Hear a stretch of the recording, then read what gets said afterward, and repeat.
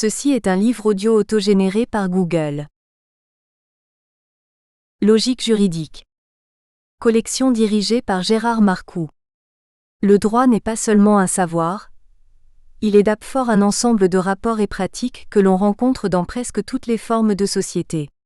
C'est pourquoi il a toujours donné lieu à la fois à une littérature de juristes professionnels, produisant le savoir juridique, et à une littérature sur le droit, produite par des philosophes, des sociologues ou des économistes notamment. Parce que le domaine du droit s'étend sans cesse et rend de plus en plus souvent nécessaire le recours au savoir juridique spécialisé, même dans des matières où il n'avait jadis qu'une importance secondaire, les ouvrages juridiques à caractère professionnel ou pédagogique dominent l'édition, et ils tendent à réduire la recherche en droit à sa seule dimension positive. À l'inverse de cette tendance, la collection logique juridique des éditions L'Harmattan est ouverte à toutes les approches du droit. Tout en publiant aussi des ouvrages à vocation professionnelle ou pédagogique, elle se fixe avant tout pour but de contribuer à la publication et à la diffusion des recherches en droit, ainsi qu'au dialogue scientifique sur le droit. Comme son nom l'indique, elle se veut plurielle. Dernière parution. Eugène Bakam Abop, La justice congolaise face aux crimes internationaux commis en rez-de-chaussée, 2014. Éric Ménard, Criminalité, police et sécurité publique en République d'Irlande, 2014. Manuel Gros, Droit administratif. L'angle jurisprudentiel, 5e édition 2014. Sous la direction de François-Xavier Faure, Contrat et droit des collectivités territoriales, 2014. Sous la direction de Michael Thaler et Michel Verpeau, La recherche en droit constitutionnel comparé, 2014. Babacar Niang, Le plaidé coupable en France et aux États-Unis au regard des principes directeurs du procès pénal, 2014. Sophie Comélias, Les titres d'occupation du domaine public à des fins commerciales, 2014. Kadidiatou Ama, Le statut et les fonctions du juge pénal international, 2014. Sonia Leverdier, Les nouveaux territoires du droit, 2013. Julia Schmitz, La théorie de l'institution du doyen Maurice Oriou, 2013. Agnès Blanc, La langue de la République et le français, essai sur l'instrumentalisation juridique de la langue par l'État, 1789 à 2013, 2013. Claudia Napoli, L'ONU face aux pratiques traditionnelles néfastes à l'égard de l'enfant africain, 2013. Sylvain Ollier, L'observation internationale des élections dans la région de l'OSCE, 2013. Asna Moubsit, La représentation en droit des sociétés, 2013. Sous la direction de Géraldine Aïdan et Émilie Debaets, L'identité de la personne humaine en droit, 2013. PREFACE. Le quartier d'affaires de la Défense, les villes nouvelles, Euroméditerranée à Marseille, ce sont là des noms de grandes opérations d'urbanisme qui ont profondément marqué le territoire dans lequel elles s'inscrivent. Dans tous ces cas, comme dans une dizaine d'autres, l'acteur principal, chargé de conduire l'opération, est un établissement public d'aménagement EPA. Ce bras urbanistique de l'État a été créé dans les années 50, ce qui fait que l'on a pu penser que son existence était associée au temps de la forte croissance urbaine des années 60 et 70, et des grandes opérations d'extension. Or le temps est venu du ralentissement de l'urbanisation, du substantiel transfert d'attributions d'urbanisme aux collectivités territoriales. Des établissements publics d'aménagement ont continué néanmoins à être créés, au service des nouveaux objectifs de l'urbanisme, notamment celui de la reconstruction de la ville sur la ville qu'impose le freinage de l'étalement urbain. C'est dire leur importance au regard des politiques d'urbanisme, mais pas seulement.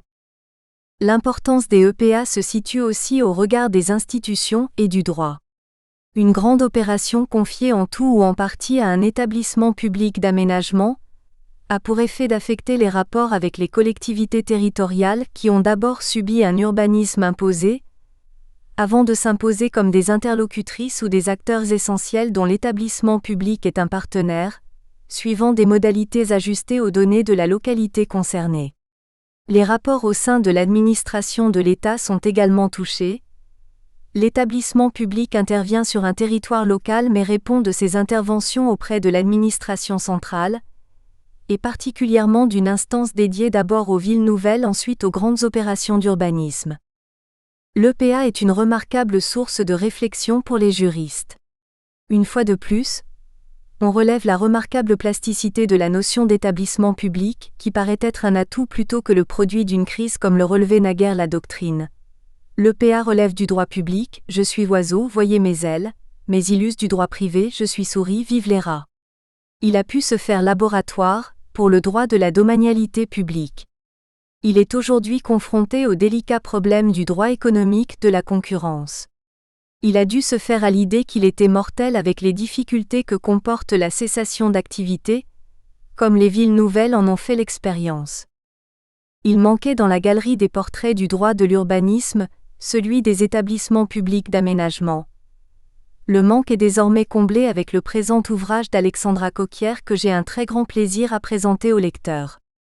Ce portrait, de pied en cap, a été établi à la suite d'une enquête permettant de confronter fort utilement le droit à une pratique qui a tendance aujourd'hui à se diversifier. De ce portrait, qui repose sur une analyse juridique très rigoureuse, Alexandra Coquière fait miroiter les différentes facettes en usant, c'est nécessaire pour faire miroiter, d'une belle écriture limpide.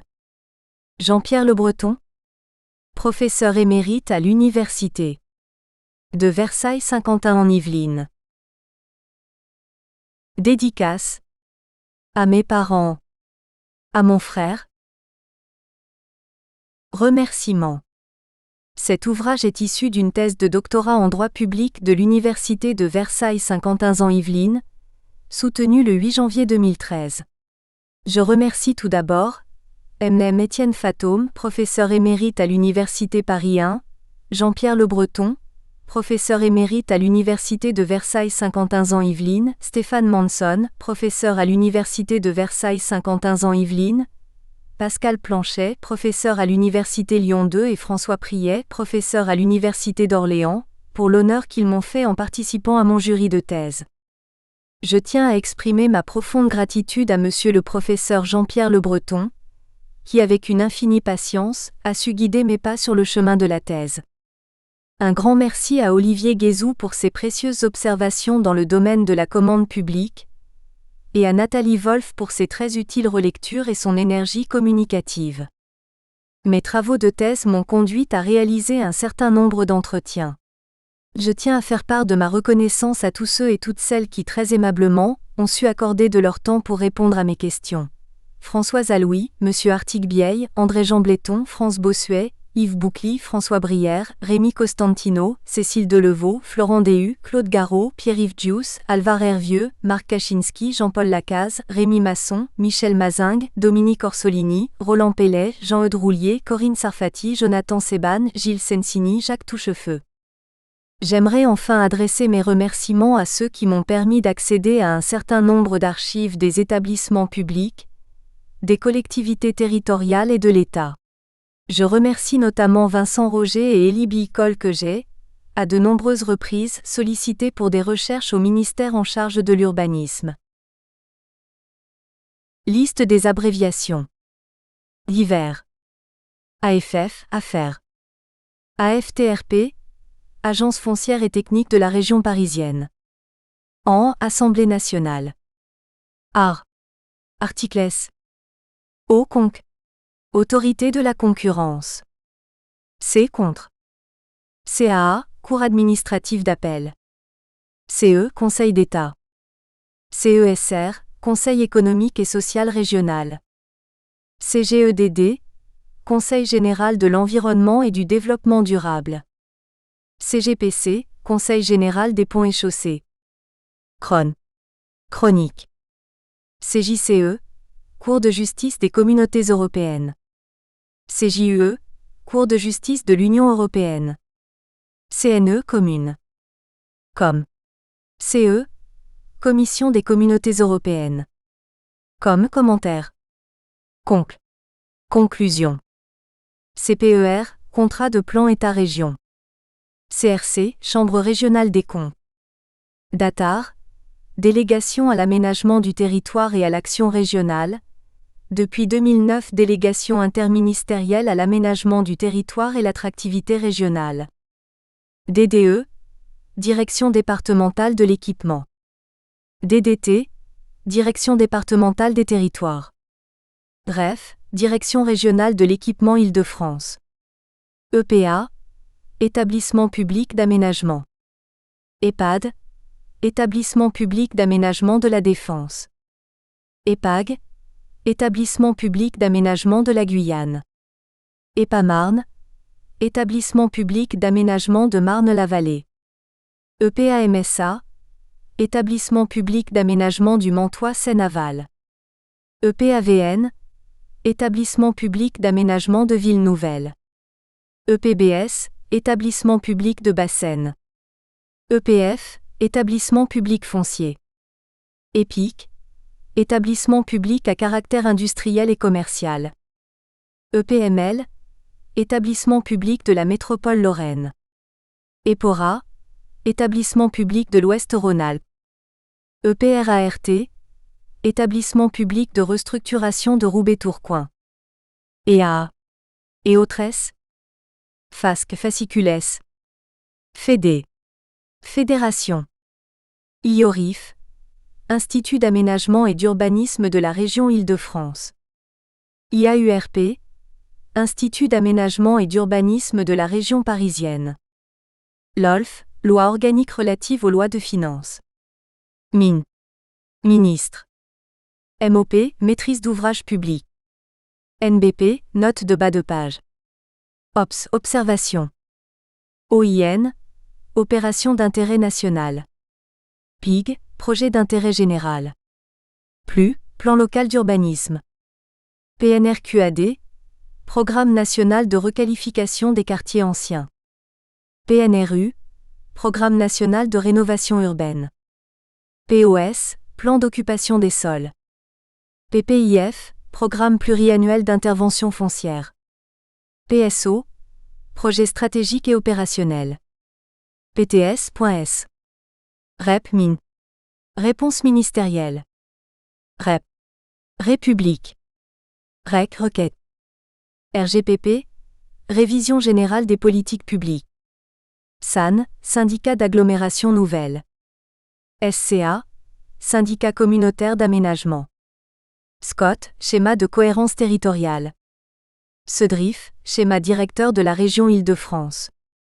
SEM, Société d'économie mixte. SGGOU, Secrétariat général des grandes opérations d'urbanisme. SGVN, Secrétariat général des villes nouvelles. SPA, Service public administratif. SPIC, Service public à caractère industriel et commercial. TA, Tribunal administratif. TC, Tribunal des conflits. TSE, Taxe spéciale d'équipement. V, voir. ZAC, Zone d'aménagement concerté. Publication. HDA, Actualité juridique du droit administratif. BDCF, Bulletin des conclusions fiscales. BJCP, Bulletin juridique des contrats publics. CGCT, Code général des collectivités territoriales. CGPPP, Code général de la propriété des personnes publiques. CJEG, Cahier juridique de l'électricité et du gaz. CMP, Code des marchés publics. COLTER, Collectivité territoriale. Contrat marché, contrat et marché public public. CPACCP, Contrat public actualité de la commande et des contrats publics. CERB, Code de l'urbanisme. DALOZ. DAUH, Droit de l'aménagement de l'urbanisme et de l'habitat. Docteur ADM. Droit administratif. EDCE, Études et documents du Conseil d'État. JCP, Juris classeur périodique édition générale. JCPA, Juris classeur périodique édition administration et collectivité territoriale. JORF, Journal officiel de la République française. JOAN, Journal officiel Assemblée nationale. JORF, Journal officiel de la République française. JOS, Journal officiel des communautés européennes.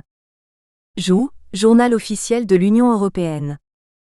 MTPB, Moniteur des travaux publics et du bâtiment. Presse de l'ENPC, Presse de l'École nationale des ponts et chaussées. RDI, Revue de droit immobilier. REC. Recueil Le Bon. REV ADM. Revue administrative. Rev. Dr. UE, Revue du droit de l'Union européenne. RFDA, Revue française de droit administratif. RJEP, Revue juridique de l'entreprise publique. RTDCom. Revue trimestrielle de droit commercial et de droit économique. RTDR. Revue trimestrielle de droit européen. Recueil-Siret. Introduction. 1. L'ampleur des politiques urbaines conduit les pouvoirs publics à multiplier la création d'organismes spécialisés. Ces organismes, à l'image de l'ensemble des institutions de l'urbanisme, sont apparus par strates successives au gré des besoins de l'heure, selon un processus de sédimentation qui en rend l'architecture incertaine. Ils revêtent des formes juridiques variées, relevant tantôt du droit privé, société, association, tantôt du droit public, établissement public, groupement d'intérêt public, pour répondre aux besoins en matière d'études et d'expertise, à titre opérationnel, pour réunir des capitaux, pour organiser la mise en œuvre d'une politique publique, ou encore coordonner l'action des personnes publiques, ces besoins pouvant être cumulatifs. 2. Ces organismes peuvent adopter une forme juridique relevant du droit privé, comme l'association.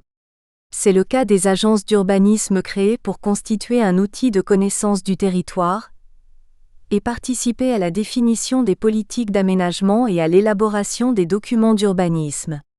Elles réunissent représentants de l'État, collectivités territoriales, ainsi que d'autres organismes contribuant à l'aménagement et au développement de leur territoire, comme les chambres consulaires ou des bureaux d'études privés.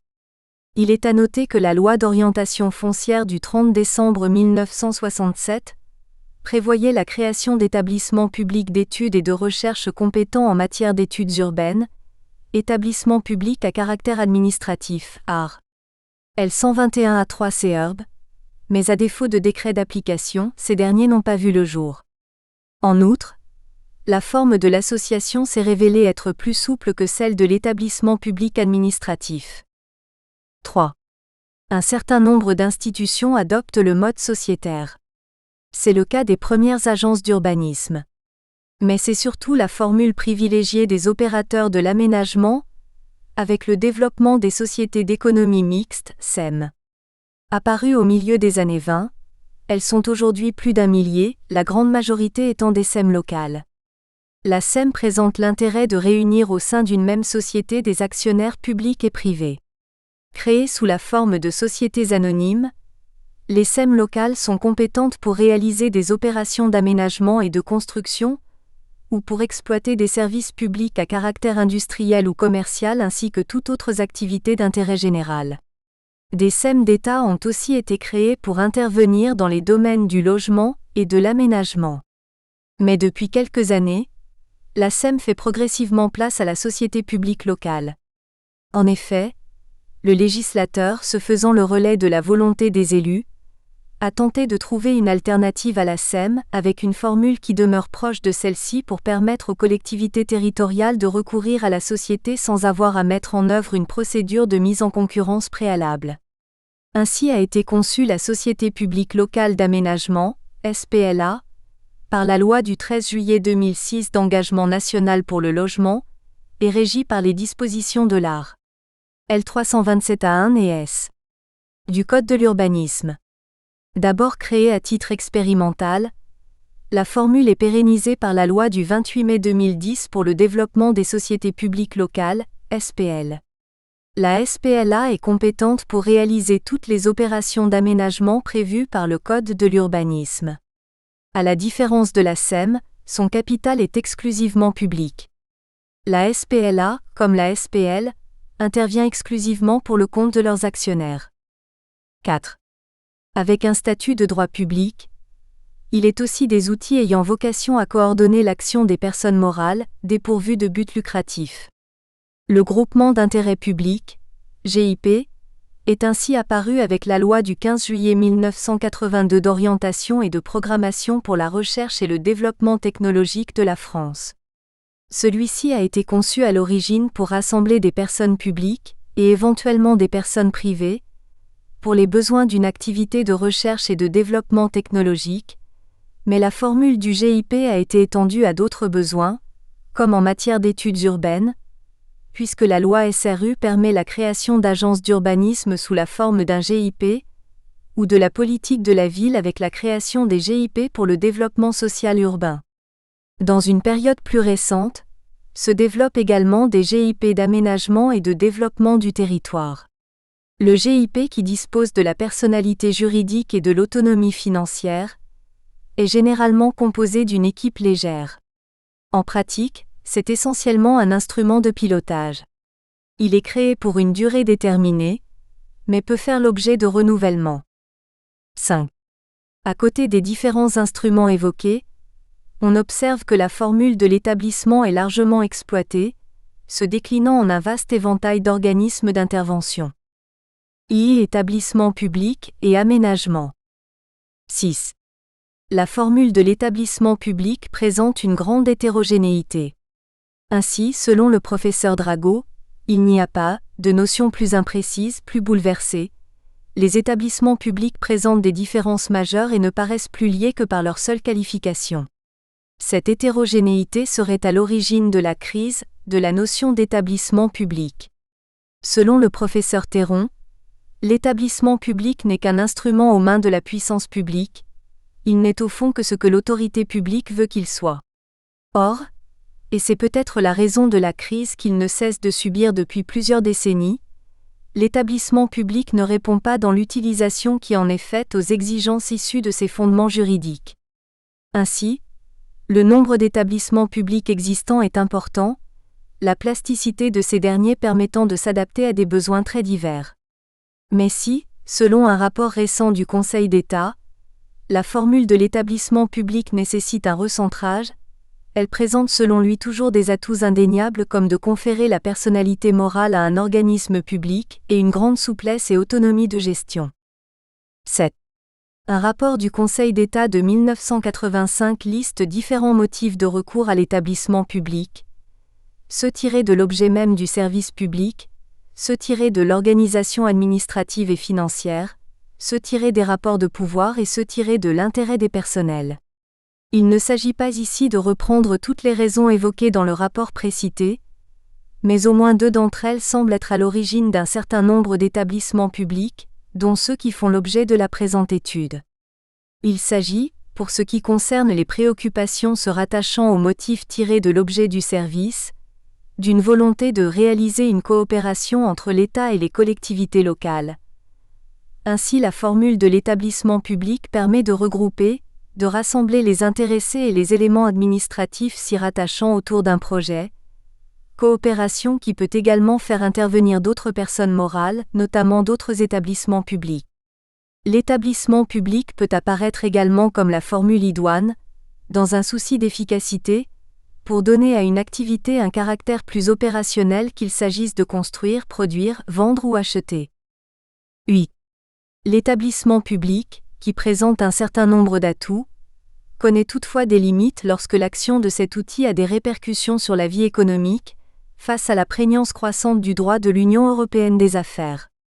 Ainsi, pour concilier efficacité économique et respect du droit de la concurrence, l'État a été conduit, à plusieurs reprises, à transformer de grands établissements publics à caractère industriel et commercial, EPIC, nationaux en sociétés de droit privé. La pression du droit de la concurrence est telle que l'EPIC fait aujourd'hui figure de spécimen voué à l'extinction aux yeux d'une partie de la doctrine. Selon cette approche, seuls échapperaient à ce phénomène les EPIC constituant des opérateurs in-house pour là où les personnes publiques de rattachement et ceux gérant en réalité un service public à caractère administratif, à condition que cette activité ne présente pas un caractère économique au regard du droit de l'Union européenne. Pour autant, la transformation de plusieurs grands établissements publics en sociétés n'annonce pas, nous semble-t-il, la disparition de l'EPIC.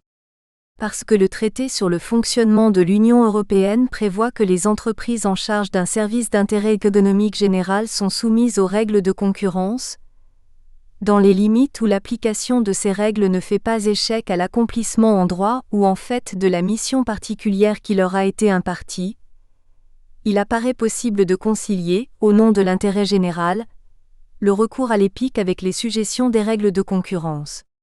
L'EPIC doté de moyens exorbitants du droit commun, est néanmoins certainement appelé à évoluer, au cas par cas, pour n'user que des privilèges strictement nécessaires à la satisfaction de l'objet d'intérêt général dont il a la charge, afin de rendre son intervention acceptable au regard des règles de concurrence communautaire. Il conviendra de revenir sur cette question dans le cadre de notre étude. 9. En tout état de cause, la formule de l'établissement public est largement utilisée. Elle sert notamment de support à des structures qui ne sont pas propres à l'urbanisme et à l'aménagement, mais qui interviennent le cas échéant à ce titre.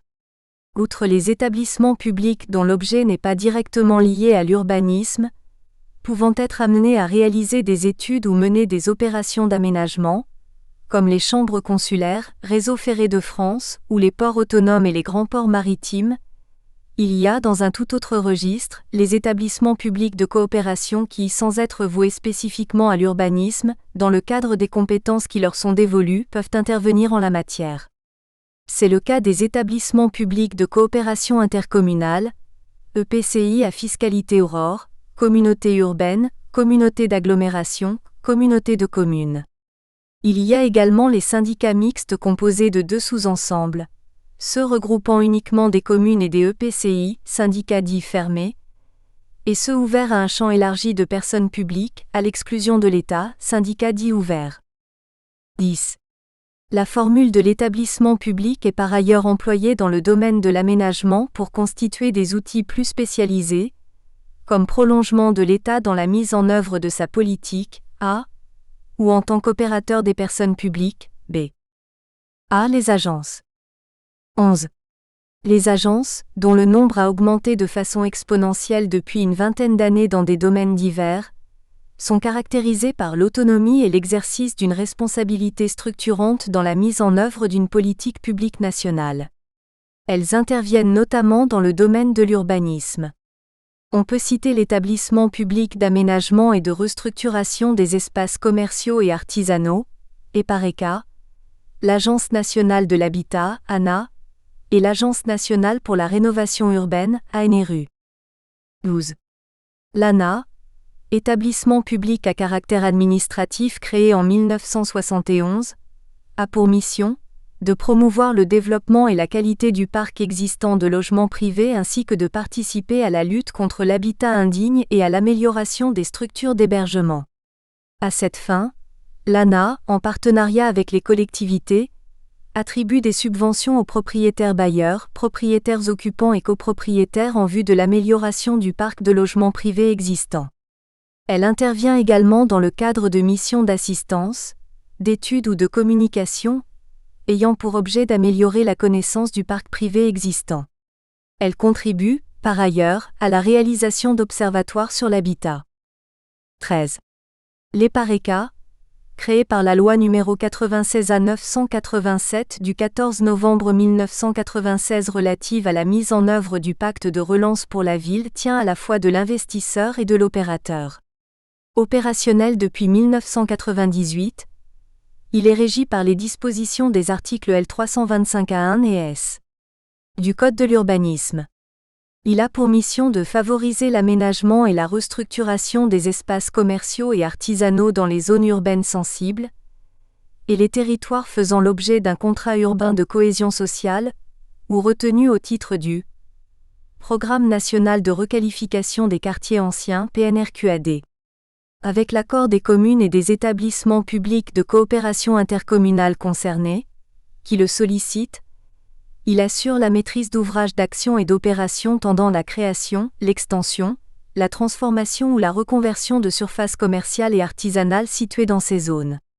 L'EPARECA intervient à titre opérationnel de façon subsidiaire, lorsque les opérateurs classiques ne peuvent intervenir eux-mêmes. Il détient à cette fin des prérogatives de puissance publique et dispose de subventions publiques, mais est appelé à s'autofinancer par la revente des fonds commerciaux et immeubles restructurés. L'objectif de l'intervention de l'EPARECA sur ces fonds propres est, en créant un effet de levier, de redynamiser le commerce de proximité dans les quartiers situés en ZUS ou dans les quartiers anciens dégradés. 14. L'ANRU, quant à elle, est un établissement public à caractère industriel et commercial.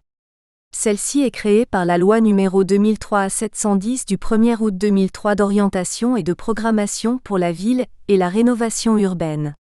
Elle fait office de guichet unique pour distribuer des financements dans le cadre du Programme national de rénovation urbaine, en centralisant les financements provenant de l'État, de la Caisse des dépôts et des consignations, de l'Union sociale pour l'habitat, des offices publics de l'habitat. Les fonds accordés par l'agence sont destinés à des opérations d'aménagement urbain, à la réhabilitation, la résidentialisation, la démolition et la construction de nouveaux logements sociaux, à l'acquisition ou la reconversion de logements existants, à la création, la réhabilitation d'équipements publics ou collectifs, à la réorganisation d'espaces d'activité économique et commerciale, à l'ingénierie, à l'assistance à la maîtrise des ouvrages, au relogement et à la concertation, ou à tout investissement concourant à la rénovation urbaine de tous les quartiers, compris dans des zones urbaines sensibles ou des zones présentant les mêmes caractéristiques. Depuis 2009, elle intervient au même titre dans le cadre de la mise en œuvre du PNRQAD. B. Les établissements publics opérateurs. Les établissements publics se développent aussi bien à l'échelon local que national. 15. À l'échelon local, tout d'abord, une collectivité peut créer une régie personnalisée sous la forme d'un établissement public qui peut prendre en charge de façon spécifique des missions d'aménagement. 16. Il y a aussi les offices publics de l'habitat, qui regroupent, depuis l'ordonnance numéro 2007-137 du 1er février 2007, les offices publics des habitations à loyer modéré, OPHLM, et les offices publics d'aménagement et de construction, OPAC.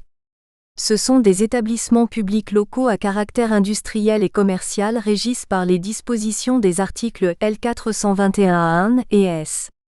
du Code de la construction et de l'habitation. Ils peuvent intervenir en tant qu'aménageurs puisque parmi leurs missions, figure celle de réaliser pour leur compte ou pour le compte de tiers, avec l'accord des collectivités ou communautés intéressées, toutes les interventions foncières, les actions ou opérations d'aménagement prévues par le Code de l'urbanisme et le Code de la construction et de l'habitation, ce qui relevait des missions des anciens OPAC. 17. Par ailleurs, la loi numéro 2003-710 du 1er août 2003 d'orientation et de programmation pour la ville et la rénovation urbaine a créé les établissements publics locaux d'aménagement AR. L326A1 et S. CERB, très vite rebaptisés établissements publics locaux de rénovation urbaine.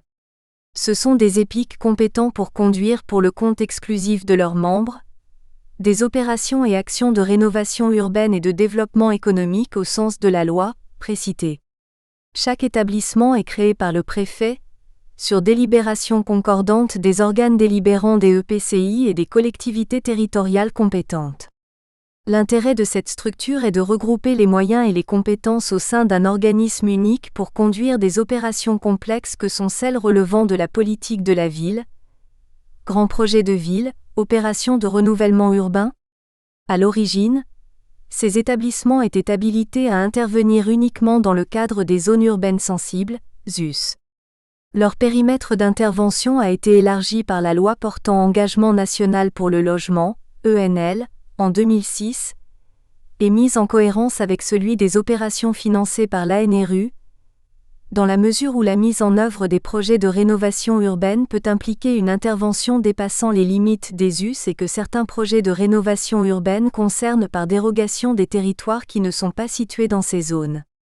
Les travaux préparatoires de la loi de mobilisation pour le logement et la lutte contre l'exclusion révèlent qu'il avait été envisagé d'étendre le champ d'intervention des établissements publics de rénovation urbaine aux opérations de requalification des quartiers anciens dégradés, mais cette disposition n'a pas vu le jour. L'établissement public de rénovation urbaine demeure donc un outil spécialisé, qui n'a pas été exploité, puisqu'à l'heure actuelle, il semble qu'aucun établissement de ce type n'ait été créé. 18. Parmi les opérateurs nationaux, on trouve des établissements pour lesquels l'aménagement constitue une des facettes de leur mission, au nombre desquels l'établissement public d'aménagement universitaire de la région Île-de-France, dont l'objet est de contribuer à mettre en œuvre le schéma d'implantation immobilière des activités d'enseignement et de recherche et des équipements de vie étudiante. On peut encore citer 2 EPIC récemment créés par la loi numéro 2010-597 du 3 juin 2010 relative au Grand Paris. L'établissement public Société du Grand Paris, AR. 7, et l'établissement public de Paris-Saclay, AR. 25 et S. Le premier a pour mission principale de concevoir et d'élaborer le schéma d'ensemble et les projets d'infrastructures composant le réseau de transport public du Grand Paris et d'en assurer la réalisation, leur entretien et leur renouvellement. Le second, quant à lui, a pour objet de favoriser les activités d'enseignement, de recherche et d'innovation et leur valorisation industrielle, et de réaliser des opérations d'aménagement du pôle scientifique et technologique. Dans le cadre de leur mission, ils sont compétents notamment pour réaliser toutes les opérations d'aménagement prévues par l'article L301 du Code de l'urbanisme et les acquisitions foncières nécessaires à celles-ci, et réaliser des missions d'assistance à maîtrise d'ouvrage. 19. Enfin, il y a les établissements publics d'aménagement qui feront l'objet de notre étude. 2. Les établissements publics d'aménagement. 20. Les établissements publics d'aménagement régissent par les dispositions de l'article L321-1, puis L321-14 et S. du Code de l'urbanisme constituent une catégorie d'établissements, B, dont le déploiement depuis une vingtaine d'années renouvelle l'intérêt de son étude, A. L'intérêt de l'étude des établissements publics d'aménagement.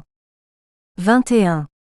Sans entrer dans le détail, il convient de poser ici quelques éléments de contexte qui seront développés plus loin. Le premier établissement public d'aménagement est apparu à la fin des années 50 pour réaliser un quartier d'affaires, l'établissement public d'aménagement de la Défense, EPAD.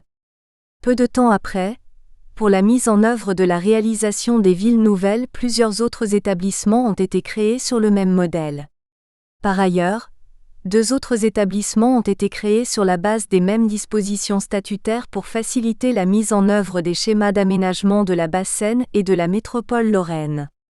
Ces établissements publics n'ont pas alors vocation à se généraliser. Mais au moment où la fermeture de la plupart d'entre eux est envisagée au début des années 90, leur mission étant considérée par l'État comme achevée, et que l'on peut penser que cet instrument est voué à être une exception dans le paysage des aménageurs, la formule de l'établissement public d'aménagement connaît un nouveau développement qui va conduire à une scission au sein de cette catégorie, V numéro 32. En effet, les EPA d'aujourd'hui ne sont plus les EPA d'hier. À l'origine, ils sont composés de 2 sous-ensembles, les EPA à proprement parler qui réalisent principalement des opérations d'aménagement et les établissements publics fonciers, EPF, qui jouant essentiellement un rôle de régulateur foncier, n'interviennent en tant qu'aménageurs qu'à titre exceptionnel. Les premiers se sont multipliés sans pour autant se généraliser, les seconds, qui connaissent un pic de développement depuis 2005, tendent à se banaliser. 22.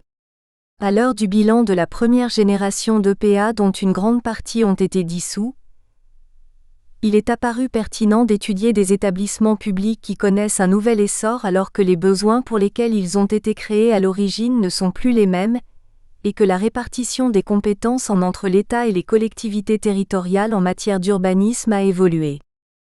23.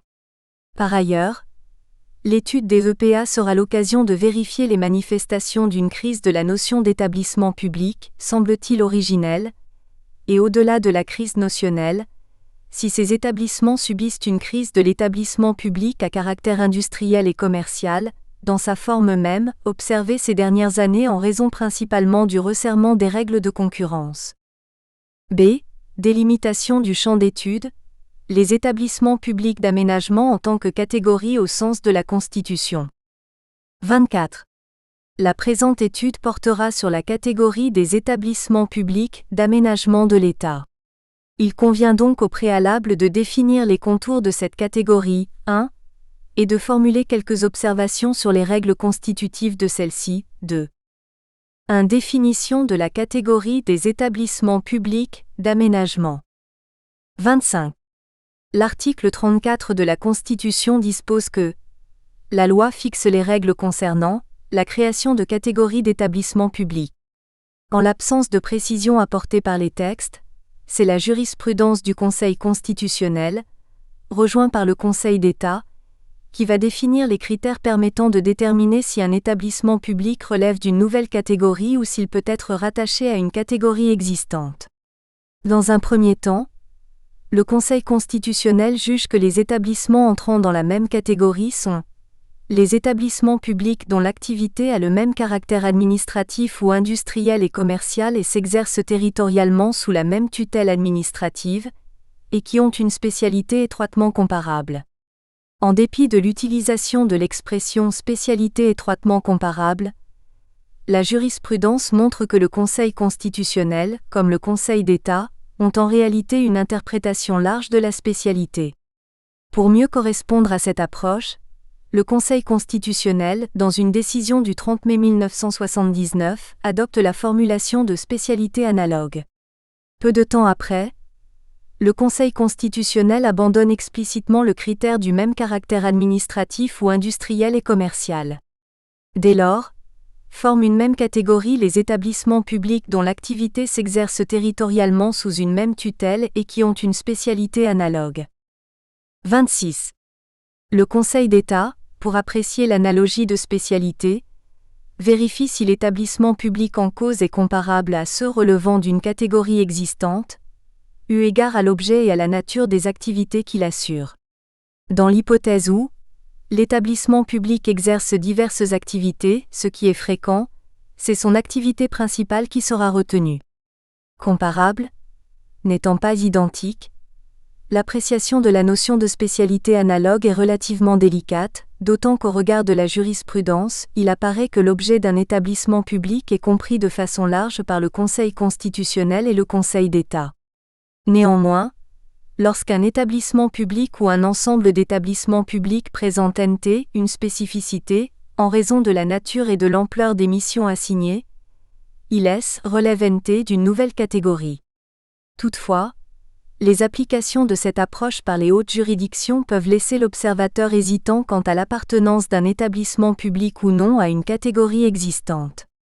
Cela peut être le cas lorsque les sages du Palais Royal ont jugé que l'Agence nationale pour l'emploi relevait de la même catégorie juridique que l'Office national d'immigration, l'un comme l'autre ayant pour mission d'intervenir directement sur le marché de l'emploi, alors que le Conseil d'État a estimé dans le cadre de sa fonction consultative, que les nouvelles missions attribuées à l'Agence nationale de l'accueil des étrangers et des migrations, ANAM, créée par fusion de Office des migrations internationales et du service social d'aide aux émigrants, avait pour effet de modifier sa spécialité et que cet établissement devait être désormais regardé comme constituant à lui seul une nouvelle catégorie. 27. Au regard des quelques éléments exposés, deux questions se posent. La première est de déterminer si les établissements publics d'aménagement créés par l'État dès la fin des années 50 et régissent par le Code de l'urbanisme constituent une catégorie originale d'établissements publics.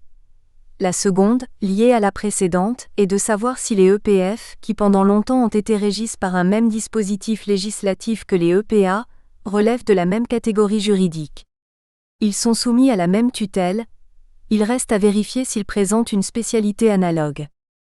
28.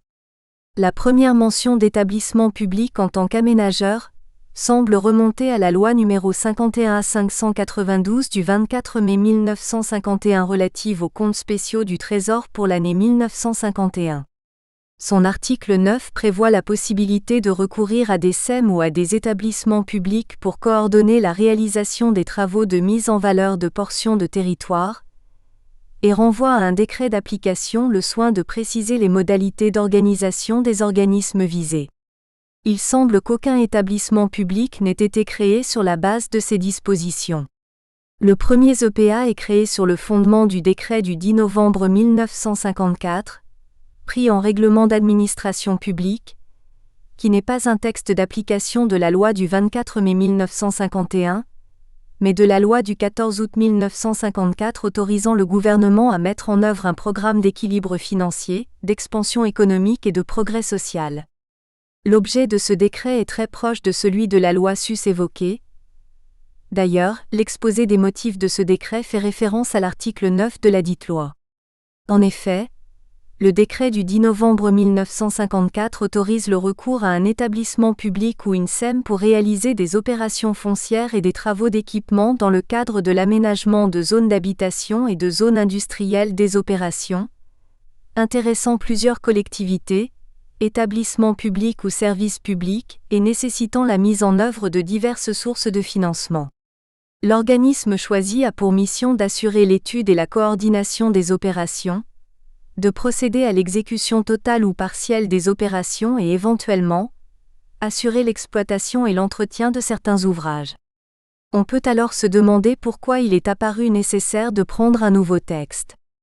L'exposé des motifs du décret du 10 novembre 1954 ne s'explique pas sur ce point, mais il semble que l'apport du dit décret réside dans l'élargissement du champ des personnes publiques concernées, puisque la loi du 24 mai 1951 visait les opérations nécessitant une coordination interministérielle, tandis que le décret du 10 novembre 1954 vise des opérations impliquant diverses collectivités et établissements ou services publics.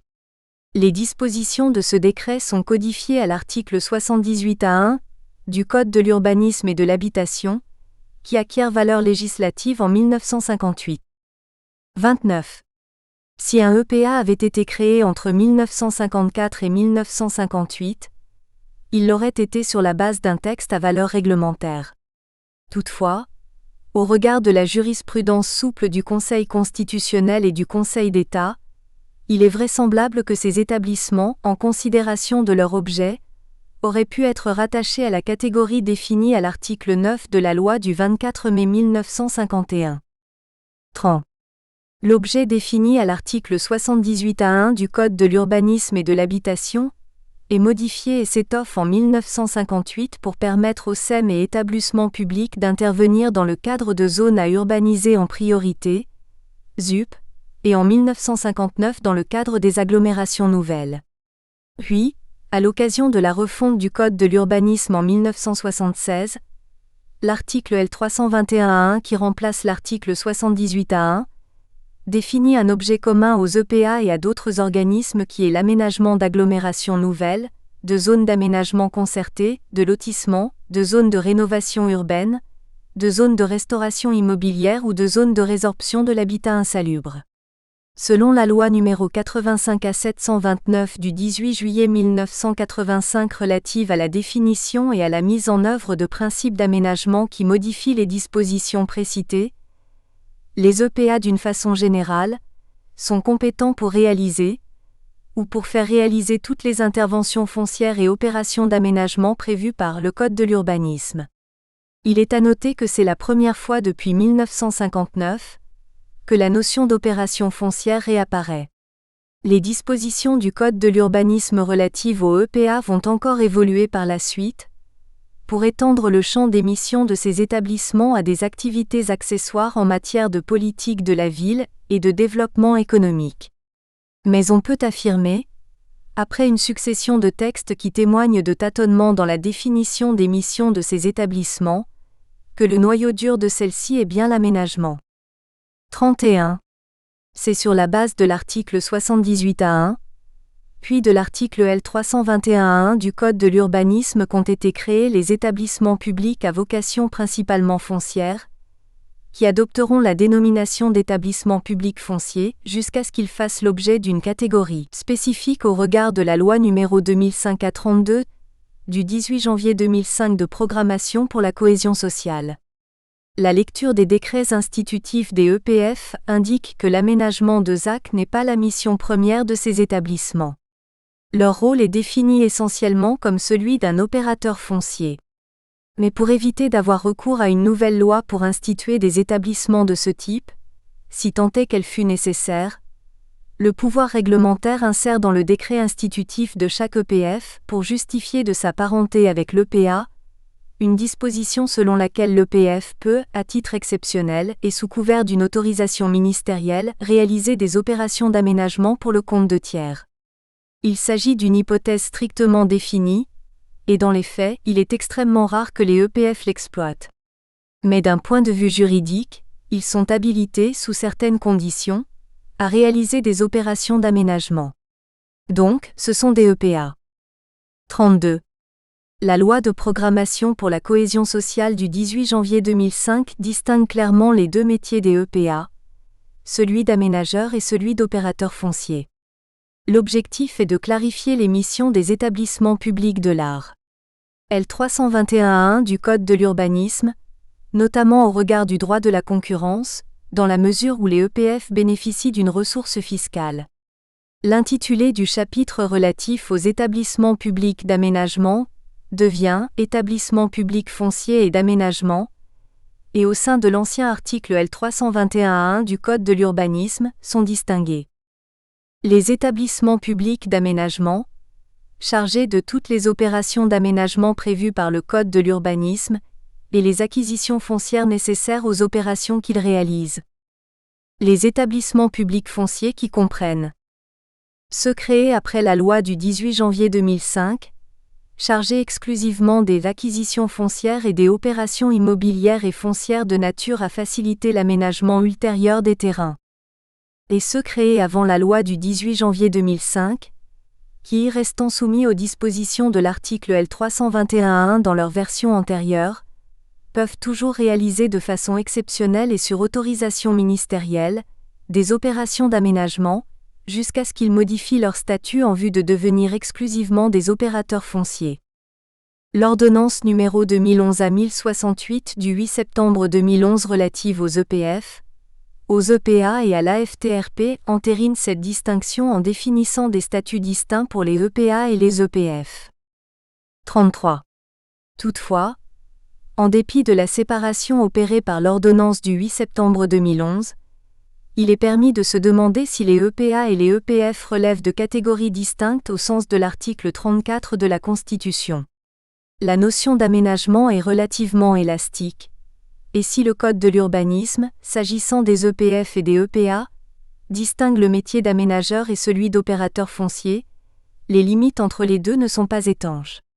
En effet, la mission d'aménagement implique généralement des interventions foncières.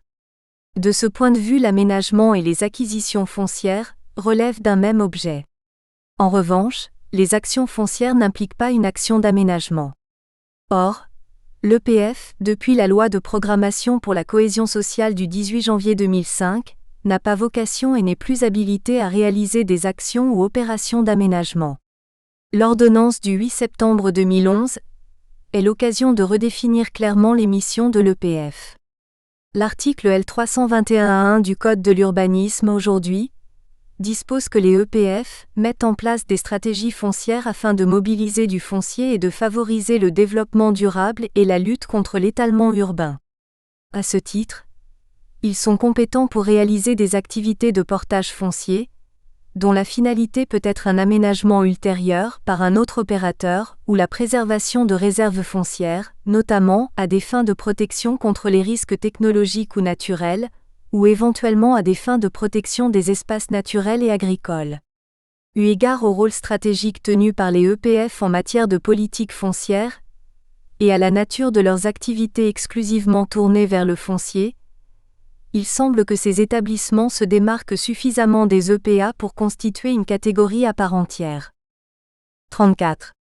Cependant, à ce jour, 3 des 5 EPF existants au moment de la promulgation de la loi de programmation pour la cohésion sociale demeurent des établissements publics d'aménagement au sens de l'article L. 321-1 du Code de l'urbanisme dans sa version antérieure à ladite loi, dans la mesure où leurs décrets institutifs n'ont toujours pas été modifiés de façon à renoncer à leurs attributions d'aménagement, v. supra numéro 32. Il s'agit des EPF de Normandie, de Lorraine et de Provence-Alpes-Côte d'Azur.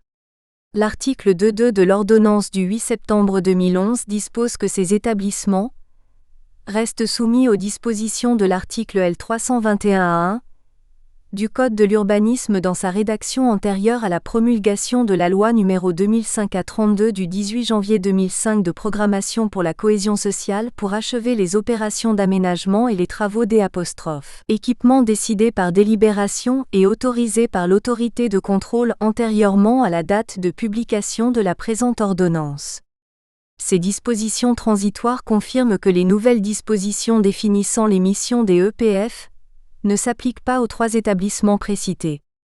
ces derniers toujours compétents pour réaliser ou pour faire réaliser toutes les interventions foncières et opérations d'aménagement prévues par le Code de l'urbanisme, relèvent ainsi vraisemblablement de la même catégorie que les EPA. Il s'agit en quelque sorte d'EPA, par commodité, qui se révèlent être dans la pratique des EPA unijambistes. Afin de les distinguer des authentiques EPF, et pour marquer une certaine singularité au sein de la catégorie des EPA, les EPF de Normandie, de Lorraine et de Provence-Alpes-Côte d'Azur seront désignés dans cette étude comme des EPA à vocation foncière. 2. Les règles constitutives de la catégorie des établissements publics d'aménagement. 35. Au regard de l'article 34 de la Constitution, la loi qui fixe les règles de création d'une catégorie d'établissements publics doit comprendre les règles constitutives de cette catégorie. Ces règles incluent celles qui déterminent les rapports de l'établissement public avec son autorité de tutelle, mais aussi celles qui fixent le cadre général de son organisation et de son fonctionnement. Le contenu de ces règles constitutives a été précisé au fil de la jurisprudence. 36. Relève ainsi de la compétence du législateur, notamment la définition de la spécialité de l'établissement, la détermination des organes de direction. À cet égard, il ressortit à la loi de définir la structure de ces organes, leur rôle, leur composition et le mode de désignation de leurs membres. En revanche, le pouvoir réglementaire est compétent s'agissant de la délimitation du nombre des membres du conseil d'administration, de la désignation des représentants ministériels au sein de celui-ci, ou encore de la fixation des conditions d'éligibilité des membres du conseil d'administration. La détermination des catégories de ressources dont peuvent bénéficier l'établissement. 37. En dehors de l'objet, toutes ces règles concernant les EPA ont pendant longtemps figuré dans des textes réglementaires. C'est le décret numéro 56-1109 du 6 novembre 1956 portant règlement d'administration publique pour l'application des articles 78A1 et 81A2 du Code de l'urbanisme et de l'habitat qui définit pour la première fois les règles d'organisation des EPA. Ce décret définit leur caractère industriel et commercial, les règles de création de chaque établissement, le cadre général de la représentation des collectivités territoriales au conseil d'administration, le mode de désignation des membres du conseil d'administration et du directeur général, les attributions respectives de ces derniers, les modalités du contrôle de tutelle. Les catégories de ressources ne sont mentionnées que par le décret instituant chaque EPA. Le décret du 6 novembre 1956 est ensuite modifié par un décret du 19 mai 1959 qui supprime les dispositions relatives au directeur général. 38. Puis, avec les décrets du 8 novembre 1973 relatifs à la codification des textes législatifs concernant l'urbanisme, les dispositions de l'article 78A1 de l'ancien Code de l'urbanisme et de l'habitation qui définit l'objet des EPA, et du décret du 19 mai 1959 précité deviennent respectivement les articles L321A1 et R321A1 et S. du Code de l'urbanisme. Consécutivement à cette redistribution, seul le principe du recours à la SEM ou à l'établissement public est posé dans la partie législative à l'article L321A1. Les règles fixant le cadre général des EPA figurant dès lors dans la partie réglementaire du Code, alors qu'elles semblent relever de la loi. 39. Aussi, l'article 60 de la loi numéro 76-1285 du 31 décembre 1976 va faire basculer ces dispositions dans la partie législative du Code afin de les rendre conformes à la Constitution. C'est aussi l'occasion de redéfinir l'objet des EPA, qui peut être aussi celui d'autres aménageurs, incluant l'aménagement d'agglomérations nouvelles, de zones d'aménagement concerté, de lotissement, de zones de rénovation urbaine, de zones de restauration immobilière ou de zones de résorption de l'habitat insalubre. 40. Lors des travaux préparatoires à la loi du 31 décembre 1976, les EPA font peu l'objet de discussions, en dehors de la question sensible de la représentation des collectivités territoriales en leur sein. Très vite, les débats se détournent sur la question de l'extension des compétences des OPAC et des OPHLM. Certains députés souhaitent que les dispositions concernant les offices, qui peuvent désormais réaliser des opérations d'aménagement, figurent, comme pour les SEM et les EPA, dans la partie législative du Code de l'urbanisme pour une meilleure lisibilité de celui-ci, et afin que les OPAC et OPHLM puissent accéder aux prêts bonifiés du Fonds national d'aménagement foncier et urbain, FNAFU. Dès lors, les dispositions les concernant finissent par se retrouver au sein du même article du Code que les EPA, et les discussions aboutissent à la rédaction d'un article L3211, quelque peu fourre-tout, qui rend possible la réalisation de l'aménagement des villes nouvelles par différents organismes aménageurs, notamment les OPAC et les OPHLM. En réalité, c'est une hypothèse qui n'est pas vraiment envisagée par les parlementaires, les discussions étant essentiellement axées sur les autres opérations d'aménagement plus classiques. 41.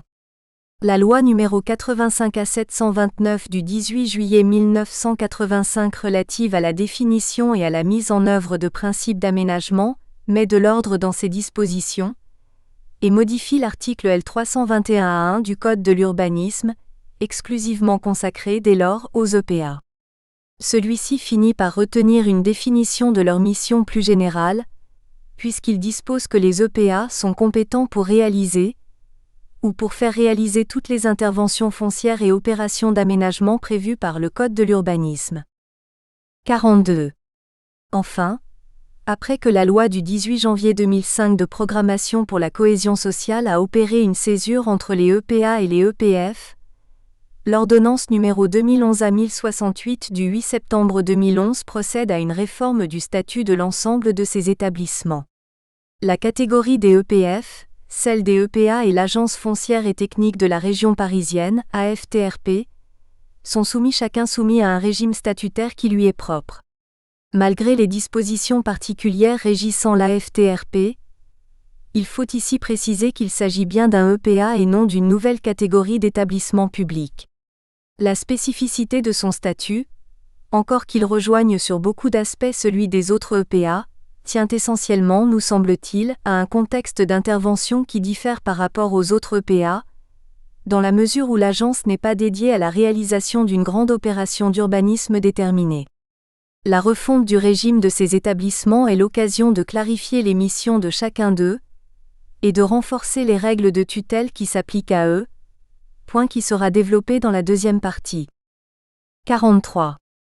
Malgré la succession des textes qui viennent d'être évoqués, notamment l'ordonnance du 8 septembre 2011, l'outil EPA a largement conservé sa forme initiale. Voilà un organisme créé il y a plus d'un demi-siècle, qui a traversé des périodes marquées par des évolutions de divers ordres. Il y a tout d'abord l'évolution des politiques urbaines, puisque l'EPA répond à des besoins très différents durant les 30 Glorieuses et aujourd'hui. D'abord conçu pour réaliser un quartier d'affaires et des villes nouvelles, l'EPA a investi le champ du renouvellement urbain. Il y a par ailleurs les évolutions institutionnelles. L'EPA est un établissement public national. Avec la décentralisation amorcée au début des années 80, on aurait pu penser que l'EPA deviendrait une figure d'exception parmi les aménageurs, un vestige de l'urbanisme d'État à travers un projet d'aménagement en voie d'achèvement, celui des villes nouvelles. La réalité est tout autre, puisque de nouveaux EPA se sont multipliés depuis les années 90, avec la faveur des collectivités territoriales. Enfin, il y a la prégnance toujours plus grande du droit économique de l'Union européenne. Avec le constat d'un certain recul du recours à l'établissement public pour gérer les services publics, voire la mort annoncée de cette formule, on peut s'interroger sur le maintien d'un outil tel que l'EPA, les contraintes grandissantes du droit de l'Union européenne étant souvent présentées par la doctrine comme le principal facteur de la transformation des EPIC en société. En effet, les établissements publics, et en particulier ceux à caractère industriel et commercial, dans la mesure où leurs activités relèvent de la sphère économique et parce qu'ils bénéficient d'un certain nombre de prérogatives attachées à leur statut, sont l'objet d'une vigilance accrue de la part de la Cour de justice de l'Union européenne et de la Commission européenne. Pour plusieurs d'entre eux, la Commission a estimé que les avantages liés au statut d'établissement public étaient anticoncurrentiels. Aussi l'État a-t-il fait de ces EPIC des sociétés anonymes. 44. Au vu de toutes ces évolutions, Comment expliquer la permanence de l'EPA? Pour répondre à cette question, il convient de replacer l'EPA dans les différents contextes sus-évoqués. La présente étude s'attache à observer le recours aux EPA au regard des politiques urbaines successives. Première partie. Les rapports entretenus par les EPA avec l'État et les collectivités territoriales. Deuxième partie. Et enfin, dans quelle mesure leur statut d'établissement public constitue un atout ou un handicap pour la réalisation de leur mission. Troisième partie. Première partie. Le recours aux ETABLISSEMENTS publics d'AMENAGEMENT. 45. Comme cela a été vu dans l'introduction générale, il existe beaucoup d'outils d'aménagement. Parmi eux, c'est l'option de l'établissement public national qui a été retenue pour la réalisation d'un certain nombre de grands projets d'aménagement de l'État, en vue de la création de nouveaux pôles urbains ou de la redynamisation économique d'un territoire. Et malgré la décentralisation, les EPA connaissent un nouvel essor depuis les années 90, leur création étant parfois sollicitée par les collectivités territoriales elles-mêmes. Pourquoi la formule de l'établissement public, qui plus est, d'État, éprouvée il y a plus de 50 ans dans un contexte urbanistique et institutionnel qui a évolué, est-elle toujours utilisée dans la mise en œuvre de grandes opérations d'urbanisme lorsque les nouveaux outils se multiplient? 46. Selon Renaud Epstein, le degré d'intervention de l'État dans les territoires aurait connu 3 phases. Tout d'abord un fort interventionnisme à l'après-guerre, puis une intervention négociée dès les années 70 et enfin, depuis une période récente, l'émergence d'une intervention ciblée par le biais d'agences spécialisées, un gouvernement à distance selon les termes de l'auteur. En fait, cette dernière phase observée se superpose à la deuxième, puisqu'à côté des actions contractualisées avec les collectivités territoriales, l'État marque sa présence de façon plus forte par le biais de ses établissements publics dans un certain nombre d'opérations phares. L'État intervient toujours de façon partenariale avec les collectivités territoriales, tout en développant les interventions ajustées. 47. On pourrait transposer cette évolution aux EPA. Il existe des variantes d'une opération à l'autre, mais globalement, d'abord instrument d'un État centralisateur auquel les communes en présence ont dû s'accommoder, l'EPA devient progressivement l'outil du consensus entre les intérêts de l'État et ceux des collectivités territoriales.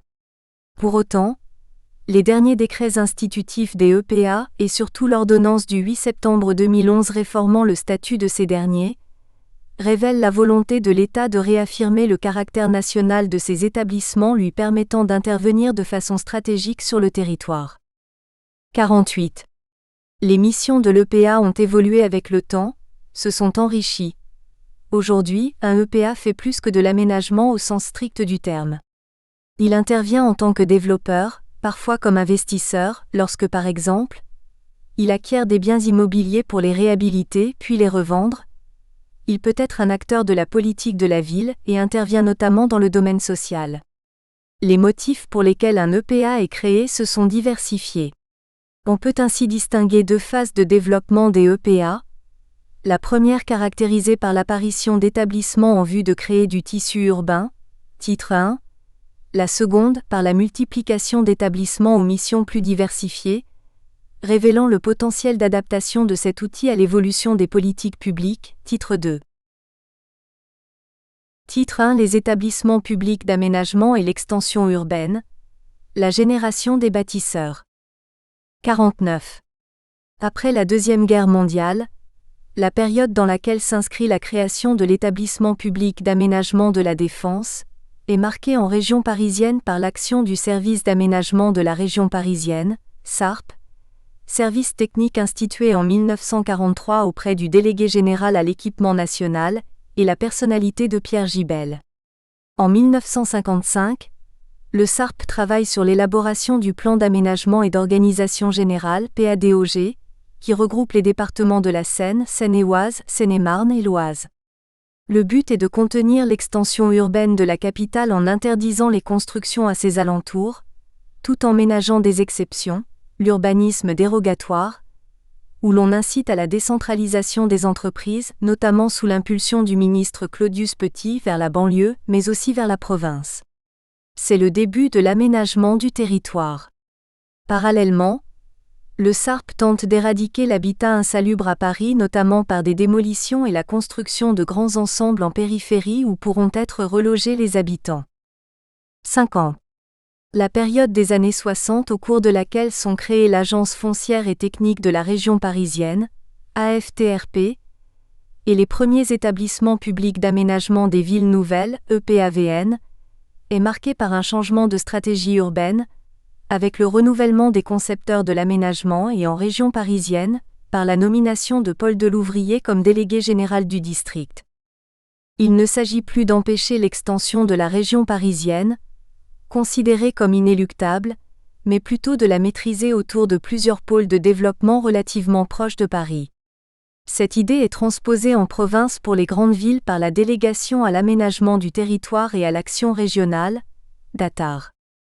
Parallèlement sont créés des établissements publics spécialisés dans le foncier, en Basse-Seine et en Lorraine, car la constitution de réserves foncières et la coordination foncière sont des questions prioritaires à l'heure où le besoin en logement est particulièrement pressant.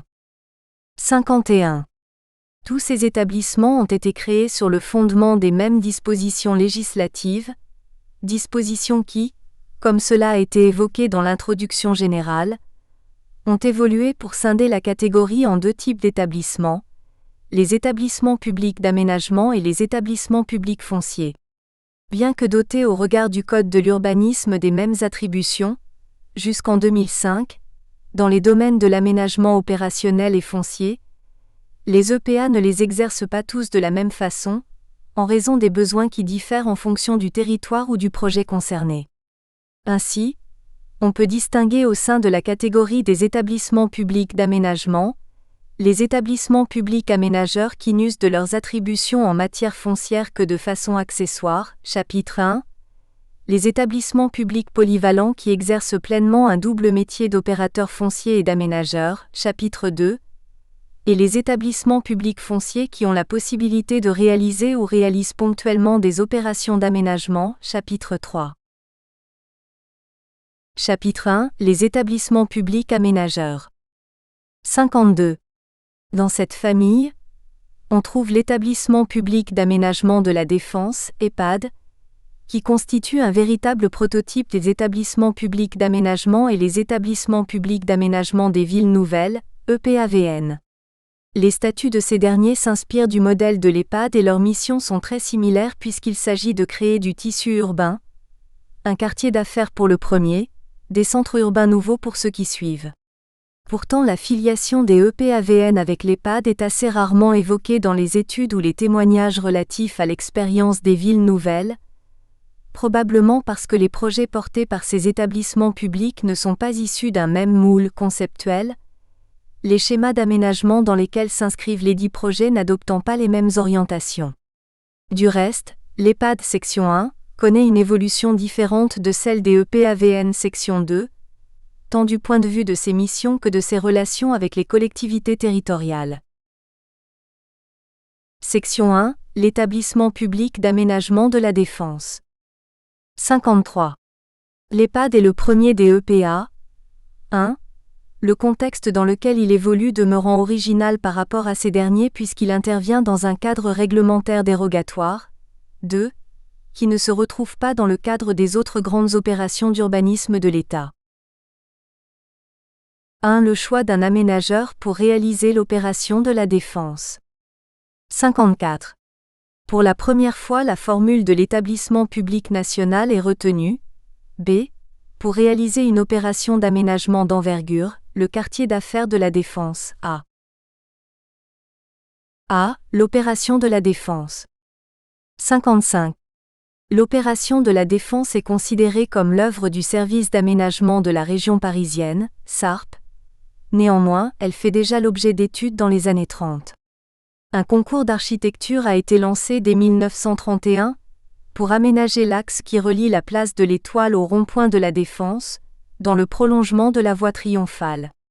Le projet d'aménagement est intégré au plan d'aménagement de la région parisienne, ou plan Prost, du nom de l'urbaniste qui en dirige les études, de 1939, mais il faut attendre la fin des années 50 pour qu'il se concrétise. 56. L'après-guerre est la période qui voit naître l'aménagement du territoire, avec la préoccupation de construire des logements rapidement et d'assainir des quartiers insalubres, et tout cela en contenant l'extension de Paris. À cette fin, le SARP mène des études sur l'ensemble de la région parisienne, avec pour objet de déterminer des secteurs comprenant quartiers d'habitation et zones d'activité et des pôles de développement dans la région parisienne. Plusieurs axes de développement sont retenus, les axes nord-ouest, sud-est et sud-ouest. Sur l'axe nord-ouest, il apparaît naturel de prolonger l'axe des Champs-Élysées, non seulement d'un point de vue architectural, mais aussi d'un point de vue économique, dans la mesure où les affaires avaient du centre de Paris gagné les Champs-Élysées et une partie de la Grande Armée en direction du pont de Neuilly, et que l'espace concerné est peu occupé. Le SARP reprend les projets d'aménagement de la voie triomphale mis à l'étude dans les années 30. Il est prévu d'implanter, dans son prolongement, une cité administrative au milieu des années 40. Le célèbre quartier d'affaires n'est alors encore qu'un rond-point, situé sur les communes de Courbevoie, Puteaux et Nanterre, aux alentours duquel pavillons vétustes, petites usines, liées avec l'industrie mécanique et automobile, voisinent avec des bidonvilles et quelques fermes. 57. Le plan d'aménagement de la Défense est approuvé par un décret du 20 octobre 1956. Très vite, il faut réaliser les acquisitions nécessaires à la concrétisation du projet afin d'éviter la spéculation foncière et permettre de commencer les travaux d'infrastructure en vue de l'accueil, prévu en 1958, du palais d'exposition du Centre national des industries et des techniques, CNIT, qui doit recevoir un salon professionnel. Celui-ci sera le premier grand ouvrage de la Défense, faisant intervenir partenaires privés et publics. Les expropriations sont programmées.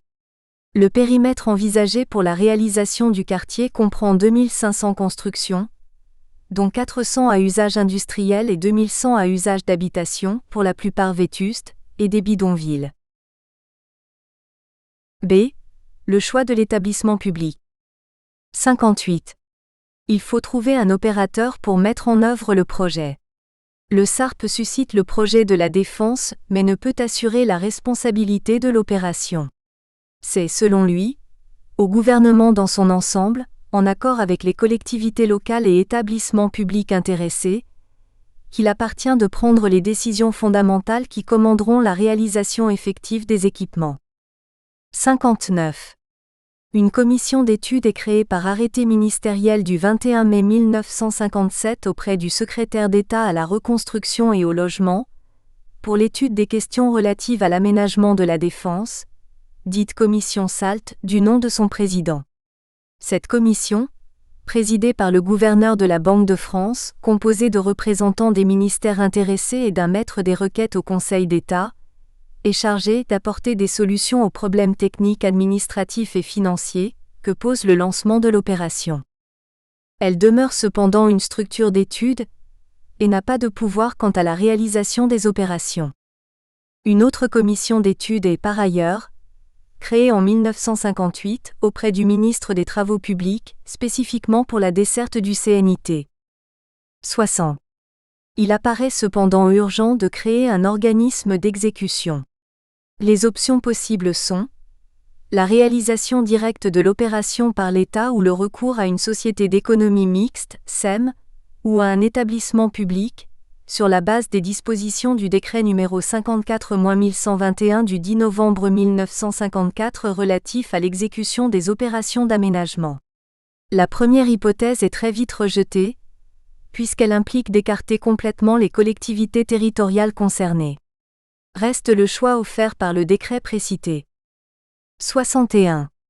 Le décret de 1954 précité, en proposant le recours au SEM et établissements publics pour l'aménagement des zones d'habitation et industrielles, permet la coordination d'un projet d'aménagement, sur le plan financier, de l'intervention des acteurs, la cohérence de l'exécution, une meilleure planification et prévisibilité des opérations d'aménagement, pour éviter les hésitations des collectivités face à des projets lourds, précisément par rapport aux équipements, la création d'un organisme dont les ressources propres permettent une autonomie suffisante et pouvant bénéficier d'avances de trésorerie, La création d'un organisme à la forme, au caractère, aux modalités de fonctionnement, suffisamment souple pour pouvoir être adapté à la mission qui leur sera confiée dans chaque cas d'espèce.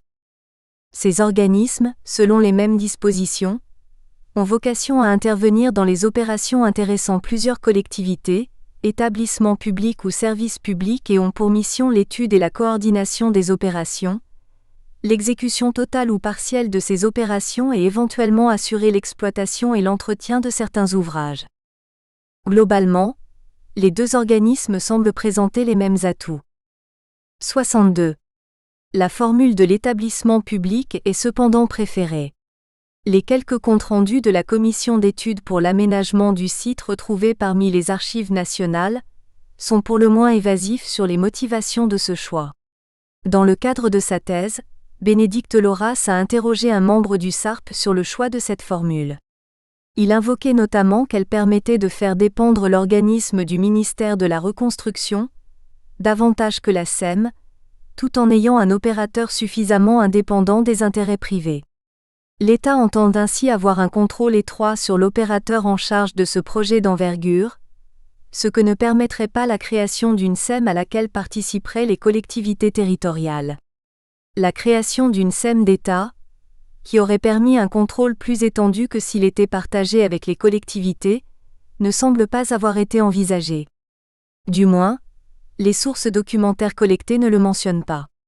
Une hypothèse peut toutefois être avancée, selon laquelle l'État souhaite contrôler l'opération sans pour autant exclure totalement les collectivités territoriales concernées. En créant un établissement public, national, l'organisme dépend directement de lui, mais la formule permet néanmoins de faire représenter les communes concernées au conseil d'administration. La création d'une SEM nationale que l'État contrôlerait de façon étroite ne permet pas ce compromis politique. Il faudrait exclure les communes du capital, avec les conséquences que cela peut avoir sur leur représentation au conseil d'administration. À l'inverse, avec la création d'une SEM à laquelle participeraient les collectivités territoriales, l'État n'aurait plus la même emprise sur le projet. 63. C'est donc la formule de l'établissement public qui l'emporte. Préalablement à la création de cet établissement, l'avis des collectivités territoriales est requis. Les communes rendent un avis favorable bien qu'elles émettent quelques réserves. Elles demandent notamment une meilleure représentation des communes au sein du conseil d'administration, 3 représentants par commune, précisent qu'elles ne participeront pas financièrement à l'opération, sollicitent la création de commissions de conciliation pour les expropriations. Le Conseil général de la Seine est lui aussi amené à se prononcer. Il rend un avis favorable. Ces observations rejoignent celles des communes. Il demande également à être associé à toutes les démarches mises en œuvre pour la création de l'organisme aménageur. 64. L'EPAD est créé par un décret du 3 septembre 1958. Cet établissement à caractère industriel et commercial, créé à l'origine pour une durée de 30 ans, peut notamment procéder à l'acquisition des terrains par voie d'expropriation et céder des biens immobiliers acquis, en vue de leur affectation conforme aux prévisions du projet d'aménagement. Sa mission est définie dans des termes très généraux puisqu'elle est de procéder à toute opération de nature à faciliter la réalisation du projet d'aménagement de la région, dite de la Défense. Il peut aussi, éventuellement, procéder à la construction de logements prévus au projet d'aménagement de la zone. La mission de l'EPAD est d'aménager un quartier d'affaires qui comprend surtout des bureaux, quelques terrains industriels, des hôtels et une part de logement. C'est son activité essentielle jusqu'à la fin des années 80.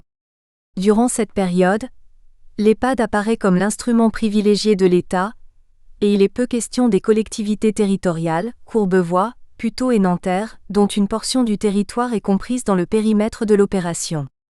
Mais très vite le contexte politique va devenir particulièrement tendu, rendant le fonctionnement interne de l'EPAD quelque peu chaotique. V-Infra, deuxième partie. 2. Le particularisme des règles d'urbanisme applicables à l'intérieur du périmètre de l'EPAD. 65. L'originalité de l'EPAD par rapport aux EPA qui seront créés par la suite est que celui-ci ne recourra à la ZAC que très tardivement, alors que l'outil est créé en 1967. Ceci n'est pas sans conséquence. En effet, l'essentiel des opérations menées par l'EPAD l'ont été dans le cadre des dispositions d'urbanisme applicables, ce qui limite la marge de manœuvre de l'EPA à une époque où la ZAC permet largement à son initiateur, par le biais du plan d'aménagement de zone, PAZ, de déroger aux dispositions d'urbanisme en vigueur. Surtout, la moitié du site de la Défense n'est régie que par le Règlement national d'urbanisme, RNU, ce qui, comme le relève un ancien directeur de l'EPAD, est particulièrement adapté pour régir la construction dans un village mais peu applicable à la défense et auquel il faut constamment déroger, d'où il résulte une fragilité des autorisations administratives, aggravée par le comportement procédurier des riverains. En effet, la réalisation d'un quartier d'affaires est peu compatible avec les règles de prospect définies par le RNU, qui impose une limite séparative entre le bâtiment à construire et la parcelle voisine augmentant avec la hauteur du premier toit. Les dérogations au RNU peuvent toutefois, sur la base des dispositions des articles L111A1 et R111A20 du Code de l'urbanisme, être accordées par une décision motivée de l'autorité compétente, après avis dans chaque cas particulier du maire, lorsque celui-ci n'est pas l'autorité compétente. Cette dérogation doit être justifiée par l'intérêt général et ne doit pas être disproportionnée par rapport à l'atteinte portée aux dispositions protectrices du RNU. Le recours à la dérogation, fréquent pour permettre l'aménagement de la défense, constitue une procédure contraignante et une source d'insécurité juridique dans la mesure où la dérogation est susceptible d'être remise en cause dans le cadre d'un contentieux. 66. Le particularisme du quartier d'affaires est institutionnalisé par la loi n° 2007-254 du 27 février 2007 relative aux règles d'urbanisme applicables dans le périmètre de l'opération d'intérêt national de la Défense et portant création d'un établissement public de gestion du quartier d'affaires de la Défense et son décret d'. Application du 20 août 2007. Ainsi, des règles ajustées au quartier de la Défense codifiées à l'art. R111-24-1 et S. du Code de l'urbanisme, remplace les dispositions du RNU applicables à l'implantation et au volume des constructions. Ces règles, qui constituent un cadre à l'urbanisation du quartier d'affaires relativement souple, au regard du vocabulaire utilisé se rapportant plus souvent à la faculté qu'à l'obligation, s'appliquent en l'absence de plus ou de documents en tenant lieu. 67. Par ailleurs, le décret du 20 août 2007 approuve les orientations générales d'urbanisme applicables au périmètre d'OIN de la Défense, orientations annexées audit décret. Ceci étant, la valeur juridique de ces orientations n'a pas été clairement affirmée, et le Conseil constitutionnel, saisi à l'occasion de la promulgation de la loi du 20 février 2007, considère qu'elles ne peuvent constituer des règles d'urbanisme directement opposables, ce qui limite considérablement la portée de ces documents et suscite des interrogations quant à leur place au regard de la hiérarchie des normes. Ces orientations, toutefois, selon J.E. Schuttel, pourront être prises en compte par le préfet pour l'élaboration de projets d'intérêt général et par ce biais, être imposées aux auteurs d'un plan local d'urbanisme.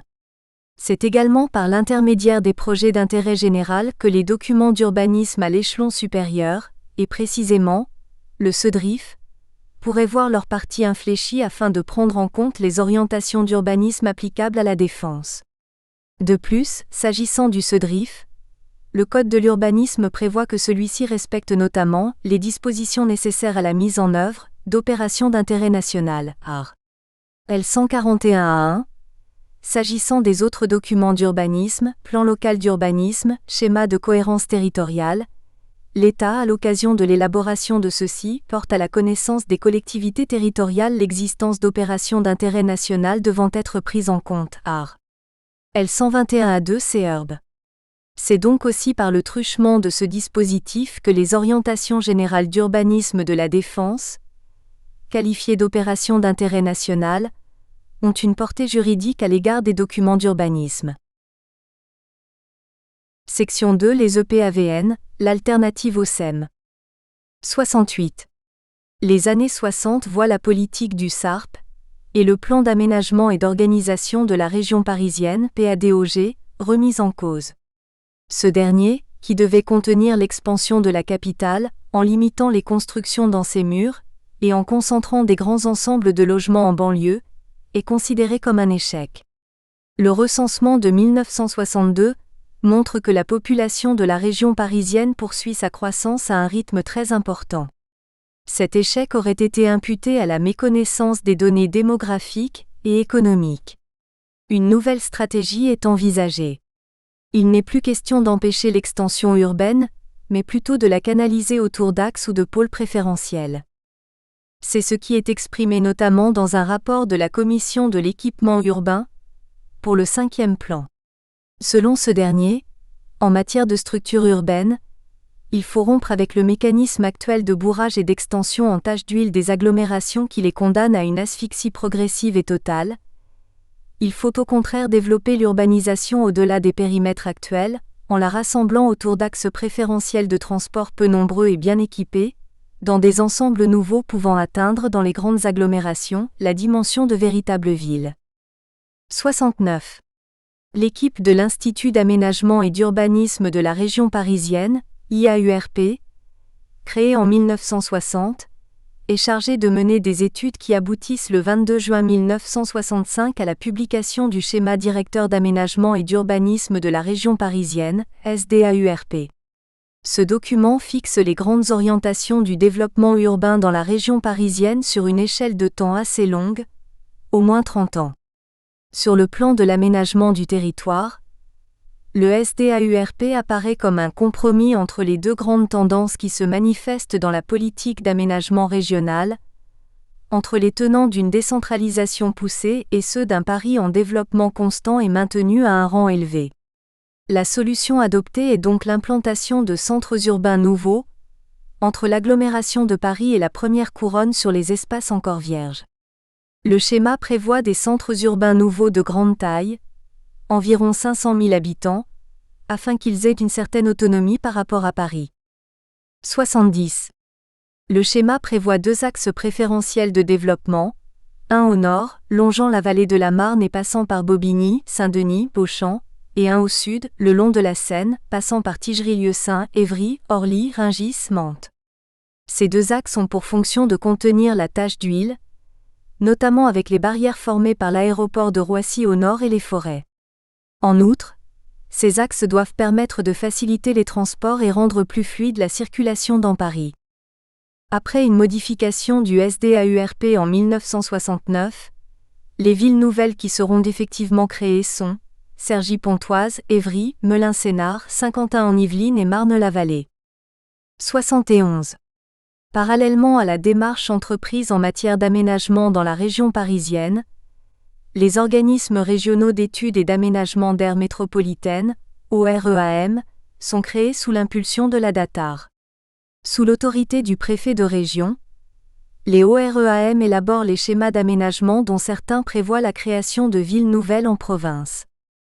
Ces documents expriment selon les termes du projet d'aménagement de la Basse-Seine, à la fois une volonté nationale et une volonté régionale. Comme en région parisienne, le nombre de villes nouvelles projetées est revu à la baisse.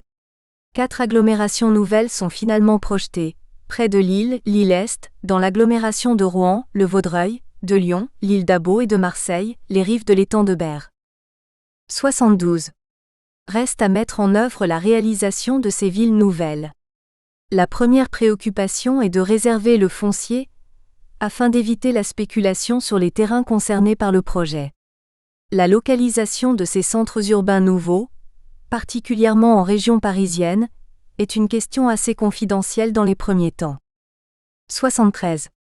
En région parisienne, le district s'appuie sur le mécanisme des zones d'aménagement différé, ZAD, et utilise les services de l'Agence foncière et technique de la région parisienne, AFTRP, pour les acquisitions.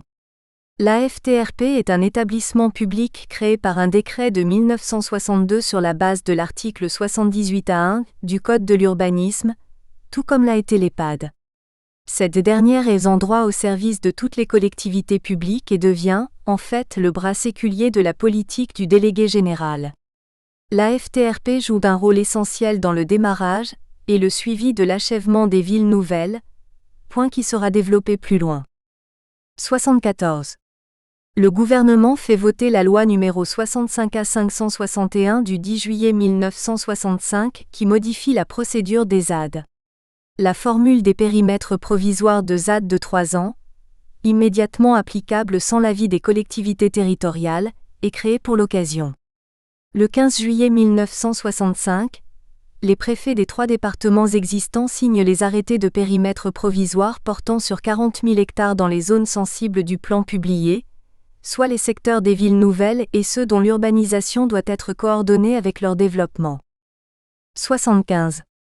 Après être essentiellement intervenu dans le cadre des opérations de grands ensembles en banlieue parisienne, l'AFTRP procède à l'essentiel des acquisitions foncières dans les futures villes nouvelles de la région. Il y a cependant le problème de la garantie des emprunts à contracter auprès de la Caisse des dépôts. La loi de finances pour 1966 accorde au district de la région parisienne la capacité de garantir les emprunts de l'AFTRP pour ses acquisitions. 76. En province, les premières acquisitions foncières sont réalisées par l'Établissement public de Bas-Seine, EPBS, au Vaudreuil, et par l'intermédiaire des directions de l'équipement et de domaine pour les autres sites. 77. Une fois les premières études lancées et les grandes acquisitions foncières réalisées, l'État choisira de recourir à la formule de l'établissement public, 1, pour réaliser une vaste mission, celle de favoriser l'aménagement des villes nouvelles, 2. 1. Le choix de l'établissement public comme aménageur des villes nouvelles. 78. La formule de l'établissement public ne s'impose pas d'elle-même.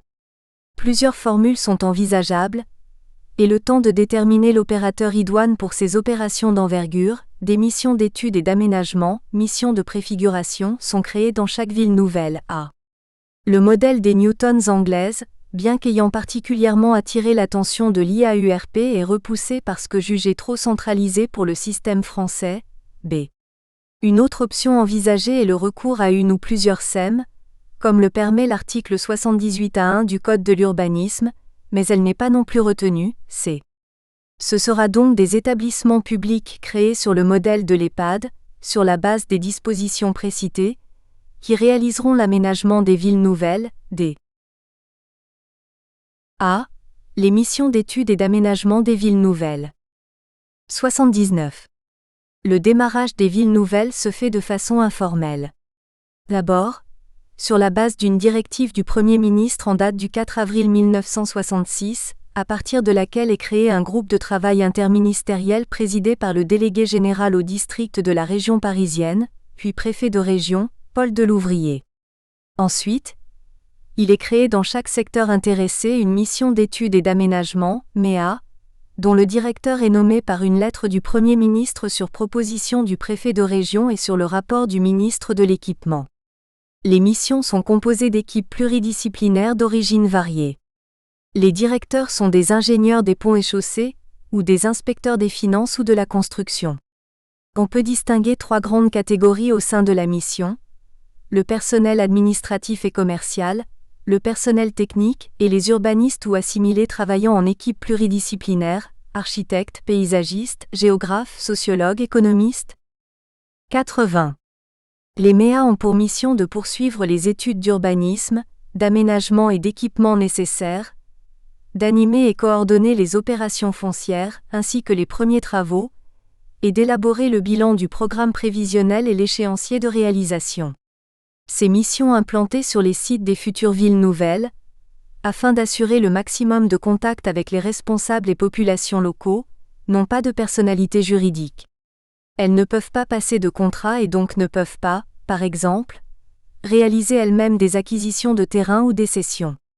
Elles n'ont pas encore de moyens propres pour mener les négociations sur le site, si ce n'est en termes d'effectifs humains. En région parisienne, elles fonctionnent en tant que service de l'AFTRP qui en est le support administratif et financier. En province, elles sont rattachées au service régional de l'équipement. La mission d'études et d'aménagement est donc une structure transitoire, avant la création d'un organisme aménageur approprié. B. Le précédent britannique. 81. Des enquêtes sont menées à l'étranger pour observer des exemples de villes nouvelles. Il semble que l'expérience britannique a particulièrement attiré l'attention des responsables d'études sur les villes nouvelles françaises.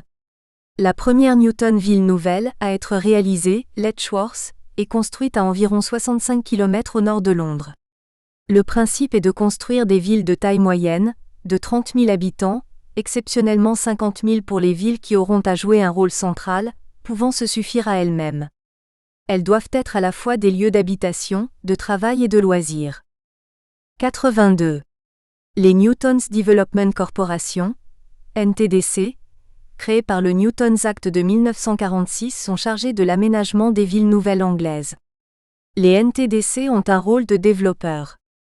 Leurs missions sont définies à l'article 3 du Newton's Act de 1965. Ainsi, tout ce qui peut contribuer au développement de la ville nouvelle est du ressort de la Development Corporation, en particulier l'acquisition des terrains à l'intérieur ou non du périmètre de la ville, la construction des bâtiments, la fourniture d'eau, de gaz et d'électricité et l'assainissement, mais aussi l'élaboration de plans d'urbanisme. La compétence pour approuver les plans détaillés pour tous les projets de développement leur est déléguée. 83. La création des Development Corporations se fait par arrêté ministériel, après enquête publique et consultation des collectivités territoriales concernées, avis simple.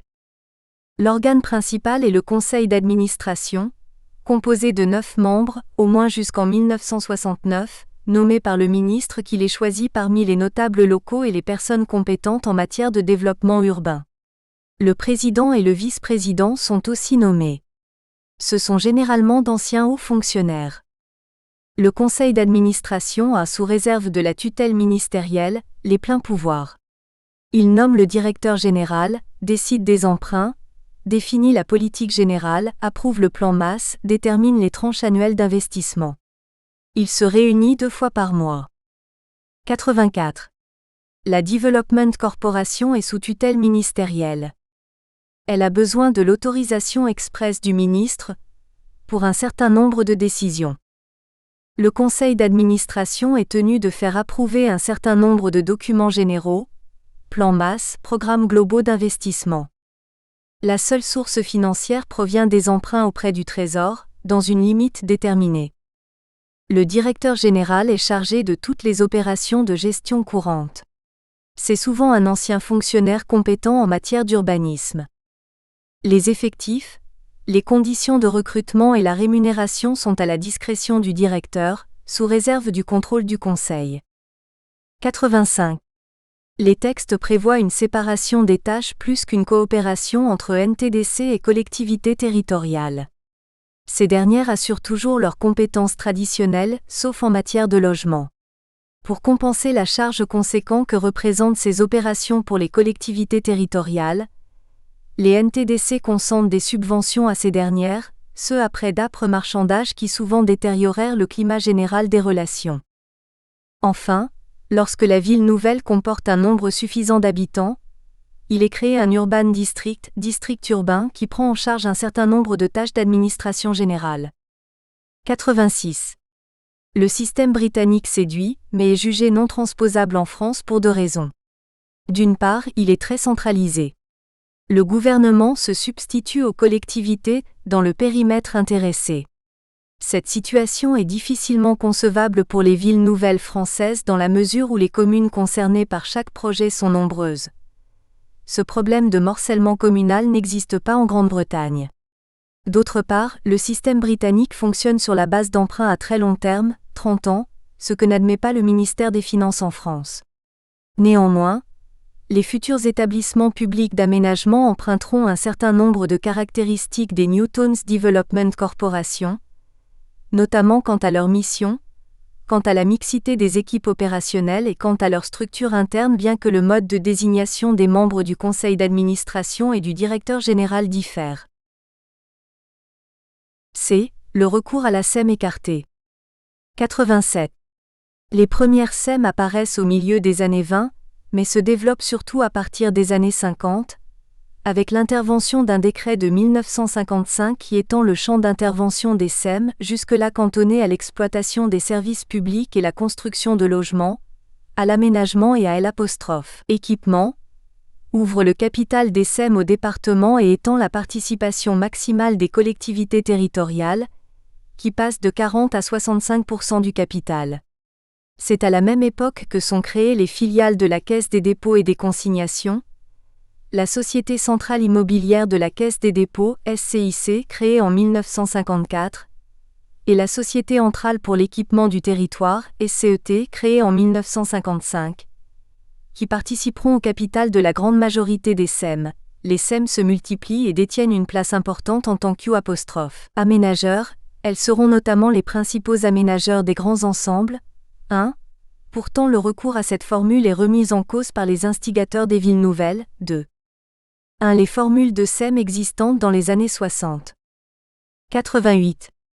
Dans son ouvrage de 1966 consacré au SEM, J.E. Godchaux recense plusieurs typologies de SEM. Parmi celles qui interviennent dans le domaine de l'aménagement ou des domaines voisins, on trouve celles créées pour la mise en valeur de régions, celles créées pour la construction de logements économiques et familiaux et celles créées pour l'aménagement des zones industrielles et des zones d'habitation, appelées aussi SEM d'équipement. 89. Celles qui sont les plus susceptibles d'intervenir dans des opérations comme les villes nouvelles relèvent de la troisième catégorie dans la mesure où l'article 78A1 du Code de l'urbanisme et de l'habitation prévoit la création de ce type d'organisme pour favoriser la coordination entre les communes lorsqu'un projet d'aménagement concerne plusieurs d'entre elles. Nous espérons que vous avez apprécié cet aperçu. Pour continuer à écouter ce livre audio sur Google Play Livres, utilisez le lien dans la description de la vidéo.